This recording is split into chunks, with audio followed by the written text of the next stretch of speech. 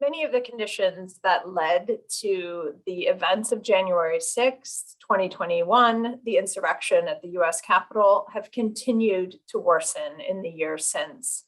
We have seen rising support for political violence. We've seen rising extremist fringe plots, attacks. We've seen attacks on healthcare workers. We have a hospital in upstate New York that has gotten so many threats that they've now given staff panic buttons. There are increases in what we call moral disengagement and in the view of the other as evil, particularly along partisan lines, and most troublingly, significant increases in the number of people who are unwilling not only to accept the results of a past credible presidential election, but who say they would be unwilling to accept the results of the 2024 election, even if their candidate lost. So we would see significant numbers of people who continue to believe that the election process itself is flawed.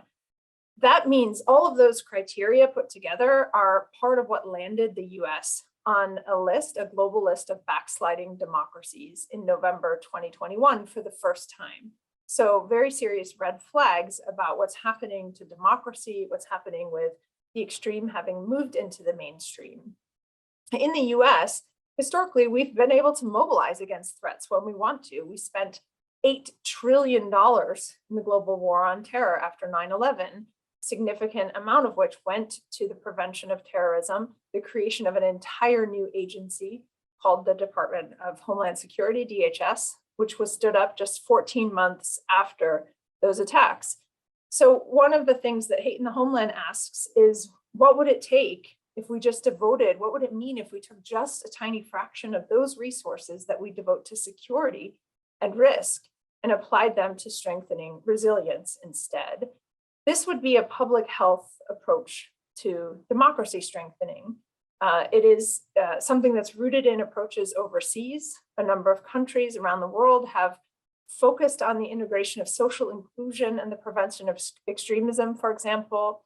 It's what the Germans after World War II called defensive democracy, the idea that there will always be an extremist fringe. And one of the best ways to prevent it is not just to attack that fringe and try to isolate it as if it's a few bad cells, but to also recognize you have to strengthen the mainstream from within with democratic norms and values and media and digital literacy that equips people to recognize propaganda, persuasive extremist tactics, and to be more immune to them, to be able to be resilient and resist those overtures, persuasive overtures from the extremist fringe. This public health approach to strengthening democracy and combating the extremist fringe is rooted in decades of research on physical diseases, in which we learned that it is more effective not only to prevent the symptoms of a disease once it manifests, like diabetes or cardiac disease, but also to deeply educate local communities about how healthier eating habits and lifestyle habits can prevent the onset of that disease to begin with. And so real leaps in public health have been made by educating local communities about healthier habits and behavioral choices that can improve their own resilience to disease. And the same is true for the strengthening of democracy against the extremist fringe. So Hate in the Homeland really addresses the fact that it's no longer the case that extremist ideas are a destination, that they have come into the mainstream, that people are likely to encounter them in their everyday lives doing ordinary things while online gaming or in a meme sharing site or in a social media chat room. And therefore we need mainstream strategies to be resilient to them whenever we encounter them.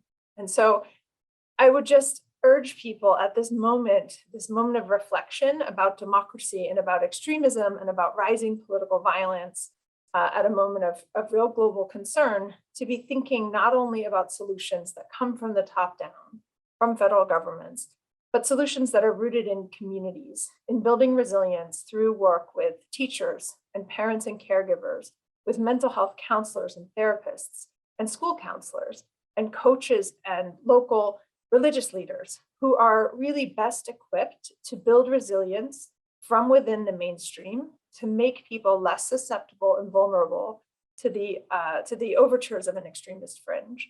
that kind of community-based resilience is going to take us a lot further toward healing and toward bottom-up resilience than any kind of Band-Aid solution that comes from a securitized top-down approach, which ultimately really only has the effect of creating an ever greater cycle of resources that are intended to make us secure, but just focus ever more on monitoring and surveillance. So I would urge everyone to read the last chapter in particular, where I get into issues of interventions, and to think a lot about what local communities can do to be better equipped to be resilient themselves. Thank you.